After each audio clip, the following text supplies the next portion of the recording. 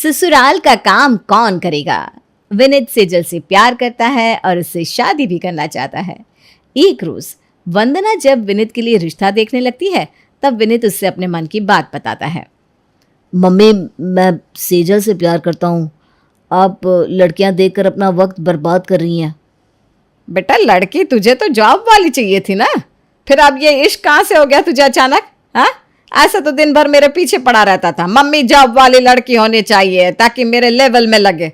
अब क्या हुआ लाड साहब? मम्मी पहले मेरी बात तो सुनो पूरी। सेजल जॉब करती है और उसे अच्छी खासी सैलरी मिलती है। शादी तो मैं उससे ही करूँगा। ठीक है, जिससे करना है कर ले, मुझे क्या है। लेकिन अगर बाद में मुझसे कहा ना तो तेरे पैर तोड़ दूंगी मैं। ठीक है, तुम बस मेरी शादी ना सेजल से करवा दो, मैं तुम्हारा कहा सब मानूंगा। मेरी प्यारी प्यारी प्यारी माँ। अरे ठीक है, मस्का मत लगा जा। वंदना सेजल के घर वालों से बात करती है। बहन जी देखिए, बच्चों ने तो एक दूसरे को पसंद कर लिया है, तो इनकी शादी करवा देने में ही सबकी भलाई है। हाँ, मैं भी यही सोच रही थी, लेकिन एक बार मैं लड़के को देख लेती हूँ। आप भी सेजल को देख लीजिए। अरे देखना क्या है बहन जी, साथ इन लोगों को रहना है, हमें नहीं। जिंदगी भर तो सेजल को देखना है ना अब। ठीक है, तो शादी की डेट आप निकलवा कर मुझे बता दो। अब शादी करने में देरी नहीं करनी चाहिए। शादी की डेट तय हो जाती है। सेजल और विनीत की शादी धूमधाम से हो जाती है। सेजल को देखकर अंजना कहती है, वंदना, तुझे और कोई लड़की नहीं मिली क्या? सेजल कितनी सांवली है। अब क्या करूँ दीदी, तुम ही बताओ। बेटे को यही पसंद है तो मैं क्या कर सकती हूँ। कहाँ सोचा था सुंदर सी गोरी चिट्टी बहू लाऊंगी कि चार लोग देखकर तारीफ करते नहीं थके, लेकिन मेरी किस्मत ऐसी कहा। चांद जैसी बहू की ख्वाहिश थी और मिली है रात जैसी। छोड़, अब क्या कर सकते हैं। शादी तो हो ही गई है, लेकिन मेरा बेटा तो मेरे हिसाब से चलता है। मैं कहूँ उठ तो उठेगा, मैं कहूँ बैठ तो बैठ जाएगा। जब मेरी बहू आएगी ना तब तू देखना। तू तो रहेगी ना शादी में? अरे हाँ हाँ दीदी बिल्कुल। अगले दिन अंजना सुबह की ट्रेन से वापस चली जाती है।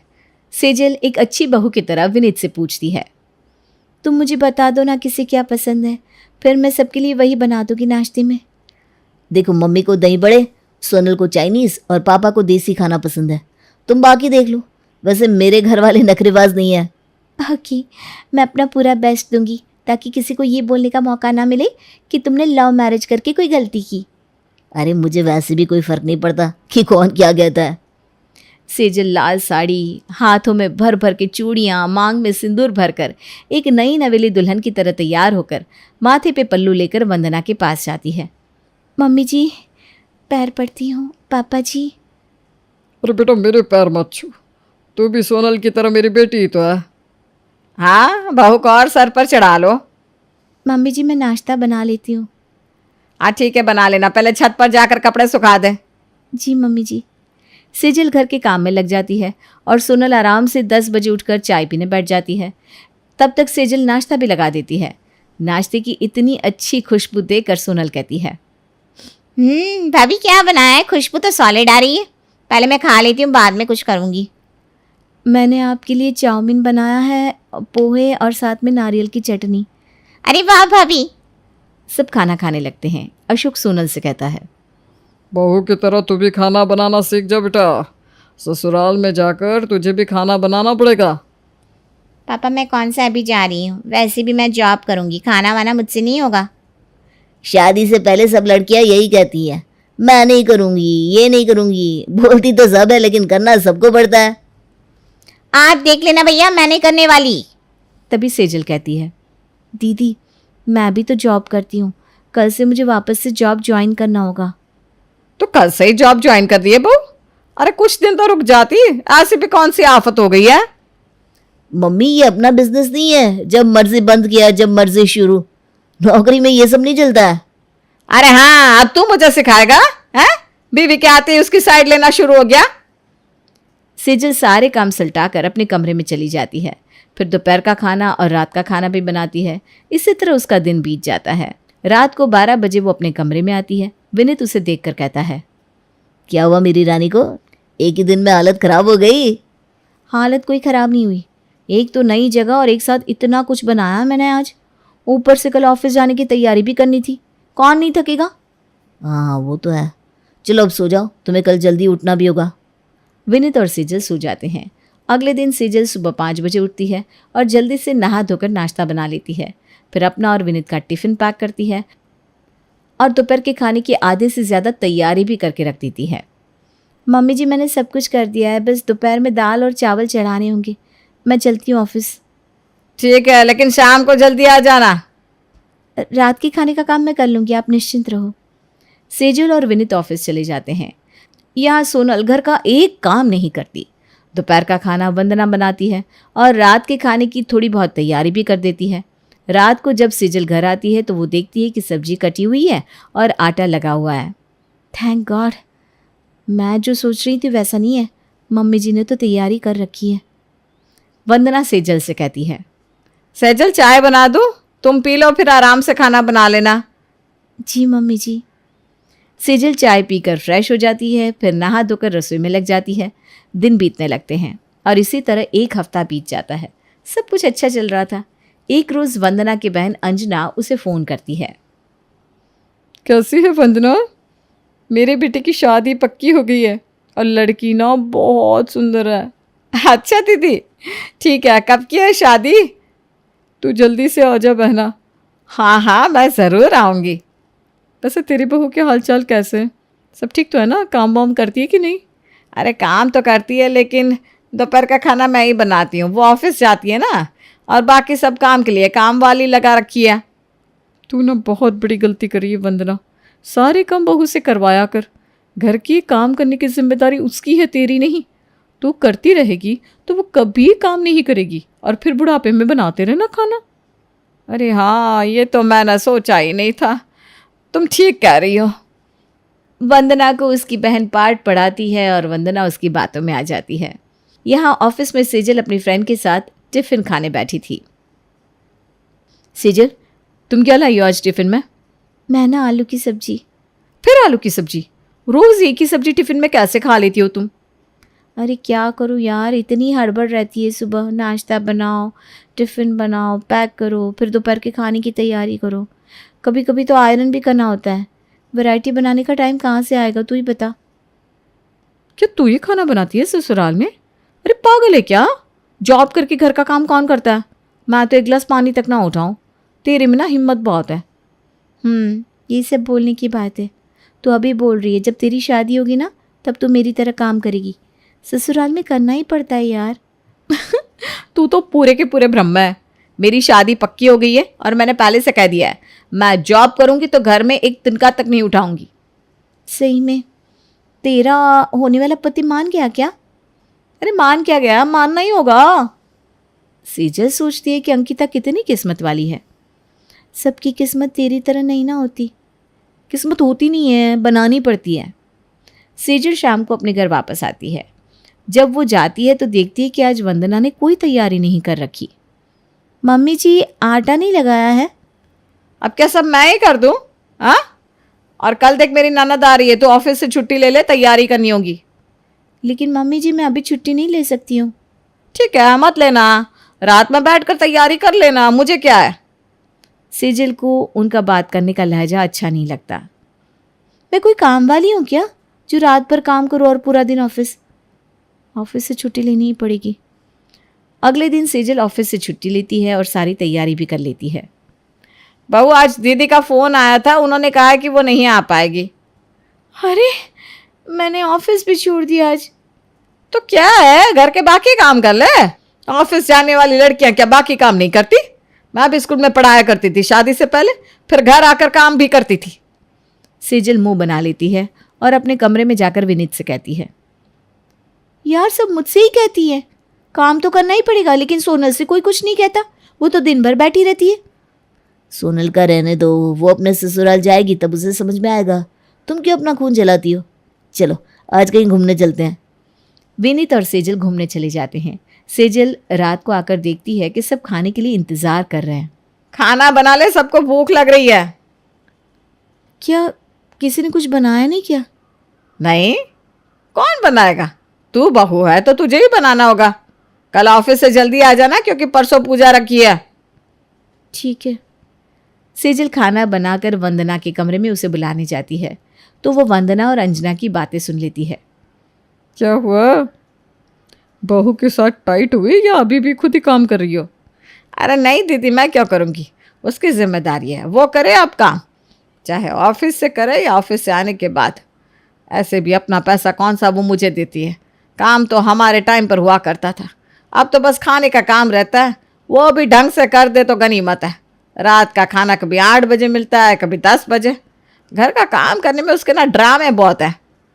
सेजल ये सब सुनकर आग बबूला हो जाती है। इतना काम करने के बाद भी मम्मी जी सबको मेरी चुगली करती हैं। अब मैं भी कोई काम नहीं करूँगी, फिर देखती हूँ काम कौन करेगा। खुद की बेटी तो पूरा दिन बैठी रहती है, वो नहीं दिखाई देता। सेजल वहाँ से चली जाती है और खाना टेबल पर लगा देती है और खुद खाकर सब वैसा ही छोड़कर सोने चली जाती है। अगले दिन सेजल सुबह उठकर अपना और विनीत का टिफ़िन बनाकर ऑफिस चली जाती है।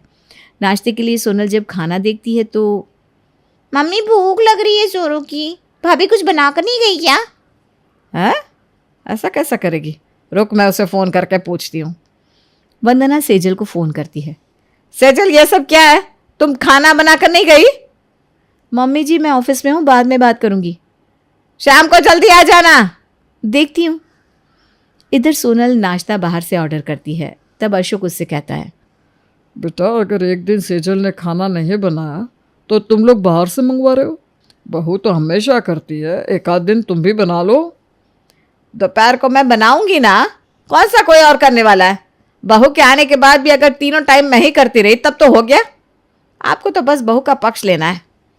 अशोक कुछ नहीं कह पाता। नाश्ता और दोपहर का काम हो जाता है। रात को वंदना खाना नहीं बनाती और सेजल का इंतज़ार करती है। सेजल भी रात को लेट ही आती है। सेजल के आते ही, महारानी बहुत जल्दी आ गई, खाना कौन बनाएगा?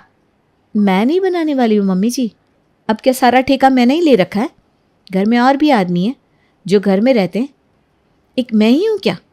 विनीत खाना बाहर से ऑर्डर कर दो। विनीत खाना ऑर्डर करता है, फिर सब बाहर का खाना खाते हैं। अगले दिन फिर सेजल खाना नहीं बनाती और ऑफिस अपना टिफ़िन लेकर चली जाती है। घर में सब भूख से तितर बितर करने लगते हैं। मम्मी भाभी ने तो ये रोज़ का ड्रामा बना लिया है कि वो अब काम नहीं करेगी। मेरी बात सुन ली थी ना कि मैं काम नहीं करूँगी, इसीलिए। अरे इस तरह नहीं चलेगा, तीनों टाइम कोई बाहर का कितना खाएगा। अपना टिफ़िन बनाकर वो ले जाती है, रात में आने दो विनीत को, उसका हिसाब करना ही होगा। इतने में अशोक वंदना से कहता है, तुम्हें तो बस बहू के पीछे पड़ना आता है। घर में बेटी पूरा दिन आराम से बैठी रहती है, वो ठीक है, लेकिन बहू इतना काम करके जाती है फिर भी तुम्हें चुभती है। कभी उसका नज़रिया भी सोचा करो, उसे भी तकलीफ होती होगी ये सब देखकर। आप ना मुझे ये सब मत बताओ, हमेशा बहू की साइड लेते हो। बहू कौन सा तुम्हारे लिए खाना बना के रखती है? सोनल अभी तो बाहर से खाना ऑर्डर कर ले। रात को सेजल के आते ही वंदना विनीत से कहती है, विनीत अपनी बहू से कह दो ये सब नहीं चलेगा, ऐसा ही करना है तो अपने मायके में जाकर करे। तीनों टाइम खाना आदमी बाहर से मंगवाएगा क्या? और वो महारानी बस मुंह देखती रहेगी, घर का एक काम नहीं करती। करती थी तो कौन सा आप मेरी वाहवाही कर रही थी? तब भी आप गांव भर में मेरी चुगली कर रही थी ना। यहाँ सोनल बैठी रहती है फिर भी आपको वो अच्छी लगती है। विनीत मेरे ऑफिस में जो लड़की काम करती है ना, वो अपने ससुराल में एक गिलास पानी तक नहीं उठाती, और यहाँ मेरे इतना काम करने के बाद भी तुम्हारी माँ मुझे सुनाती रहती है। वही तो अंजना कह रही थी कि दीदी की बहू आई है फिर भी दीदी घर का सारा काम करती है। अरे मैंने इसे इतनी छूट दे रखी थी फिर भी ये मेरे माथे पर चढ़ने की कोशिश कर रही है। इतने में ही अंजना का फ़ोन वंदना को आता है। फ़ोन आते ही विनीत फ़ोन स्पीकर पर डाल देता है। अंजना फूट फूट कर रो रही थी। अरे क्या हुआ दीदी? क्या कहूँ छोटी, मेरी किस्मत ही फूटी है। तेरी बहू तो इतना करती है, ऑफिस जाने के बाद भी नाश्ता और रात का खाना बनाती है। एक मेरी बहू है, आते ही हमें घर से निकालने पर तुली है। मेरे बेटे को मुझसे अलग करना चाहती है। अब दीदी मैं थोड़ी देर में आपको कॉल करती हूँ। वंदना की आंखें खुल जाती है, वो फ़ोन रख देती है। क्या हुआ वंदना? जो बहन तुम्हें सिखा रही थी वो पहले अपना घर तो संभालना सीख ले। उसके कहे पर तुम ये सब कर रही थी, मैं तो पहले से ही जानता था। वंदना अपने कमरे में चली जाती है। माहौल गर्म होने के कारण कोई खाना नहीं खाता। सेजल को तभी उसके ऑफिस के एक फ्रेंड का फ़ोन आता है।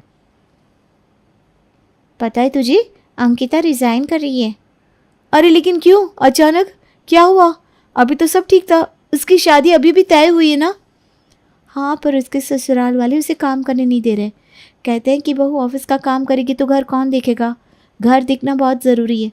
शादी के बाद उसके घर वाले उससे सारा काम करवाते थे, यहाँ तक कि काम वाली को भी हटा दिया था। हैं? ये कैसे हो गया? सुना तो यही है। क्या सोचकर बेचारी ने शादी की और क्या हो गया? उसका तो पूरा करियर ही चौपट हो गया। ऊपर से घर में कैद होगी सो अलग। ये तो बहुत बुरा हुआ।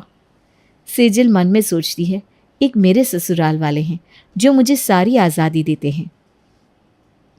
क्या हुआ मैडम, सुन ली ना अपनी फ्रेंड की कहानी? बहुत ख़राब होते हैं लोग। हाँ, मैंने गलती कर दी।